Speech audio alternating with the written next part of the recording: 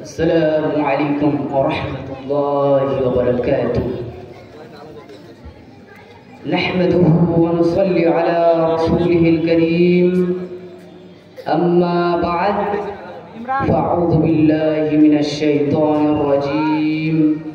بسم الله الرحمن الرحيم. والعصر إن الإنسان لفي خسر. الآية. উপস্থিত শ্রদ্ধেয় সম্মানিত আজকের এই বাৎসরিক প্রতিযোগিতা সভার সভাপতি মহাশয় ও আমার সম্মুখে বসে থাকা বিচারক মণ্ডলীগণ এবং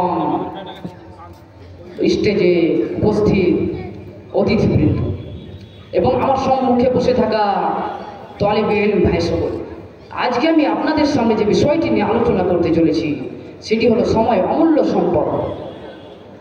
সম্মানিত উপস্থিতি, সময় হলো আল্লাহ তাআলার একটি অত্যন্ত বড় নিয়ামত। এটা মানব জাতির বড় পুঁজি, বড় সম্পদ। কিন্তু আমরা হয়তো আসলেই ভেবে থাকি যে আমাদের জীবনের সবচেয়ে মূল্যবান জিনিস হলো সোনা, চাঁদি, হিরে, মণিমুক্তা ইত্যাদি। কিন্তু না, এইগুলি আমাদের জীবনের সবচেয়ে মূল্যবান জিনিস নয়। Time is the most precious thing in our life. অর্থাৎ আমাদের জীবনের সবচেয়ে মূল্যবান জিনিস হলো সময়। কারণ এই সময়কে কাজে লাগিয়ে বহু মানুষ অনেক উঁচু স্থানে পৌঁছে যায় এবং অনেক মানুষ এই সময়কে অবহেলায় নষ্ট করে অসম্মানিত হয়। জ্ঞানী মানুষ মাল ধনের চেয়ে সময়ের বেশি গুরুত্ব দেয় এবং তাদের কাছে সময় নিজের প্রাণের চেয়েও বেশি প্রিয়। যে জাতি, যে সম্প্রদায় সময়ের গুরুত্ব দিয়েছে তারাই মরুভূমিকে ফুলের বাগানে পরিণত করতে পেরেছে এবং যে সময়কে অবহেলায় নষ্ট করেছে সময়ও তাকে সমুচিত শিক্ষা দিয়েছে। একজন আরবি কবি এই সময় সম্পর্কে বলেন,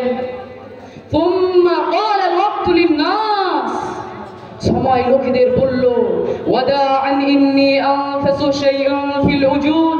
বিদায়, আমি হলাম জীবনের সবচেয়ে মূল্যবান জিনিস।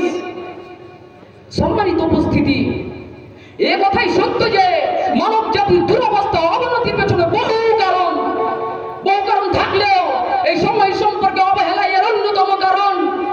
তা একজন জ্ঞানী ব্যক্তি সত্য কথাই বলেছেন, control your time otherwise he will control you.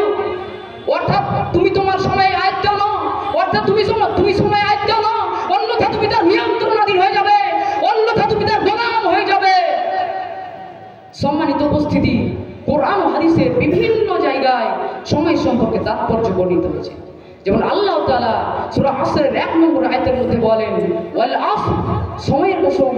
আল্লাহ তাআলা সূরা লাইলির 1 থেকে 2 নম্বর আয়াতের মধ্যে বলেন, ওয়াল লাইলি ইযা ইয়াগশা, কসম রাত্রি যখন গভীর হয়, ওয়ান নাহারি ইযা তাজাল্লা, কসম দিন যখন সে আলোকিত হয়।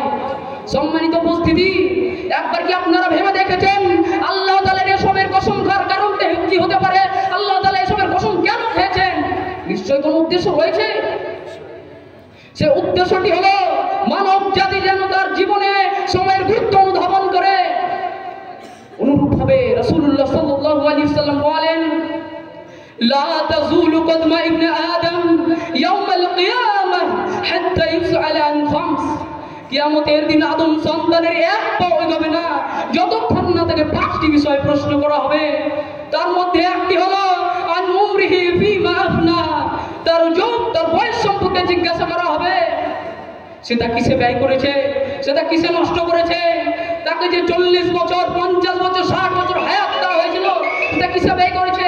এরপরে তাকে দ্বিতীয় প্রশ্ন জিজ্ঞাসা করা হবে, ওয়ান শাবাবি ফিমা আবলা, তার যৌবন সম্পর্কে জিজ্ঞাসা করা হবে। তাকে যে 14 থেকে নিয়ে 40-45 বছর যৌবনকাল দেওয়া হয়েছিল সেটা কিসে ব্যয় করেছে। সম্মানিত উপস্থিতি, তো আমরা বুঝতে পারলাম সময়ের কতটা গুরুত্ব, সময় আমাদের জীবনের সাথে কিভাবে জড়িয়ে আছে। অতএব এই সময়কে আমরা যেন কাজে লাগিয়ে অনেক উঁচু স্থানে পৌঁছে যাই। আমরা যেন সময়কে অবহেলায় নষ্ট না করে, অসম্মানিত যেন না হই। পরিশেষে আল্লাহ তাআলার কাছে দোয়া করি, হে রব্বুল আলামিন, আমাদেরকে সময়ের গুরুত্ব অনুধাবন করার এবং তা অনুযায়ী আমল করার তৌফিক দান করুন। আমিন। আসসালামু আলাইকুম।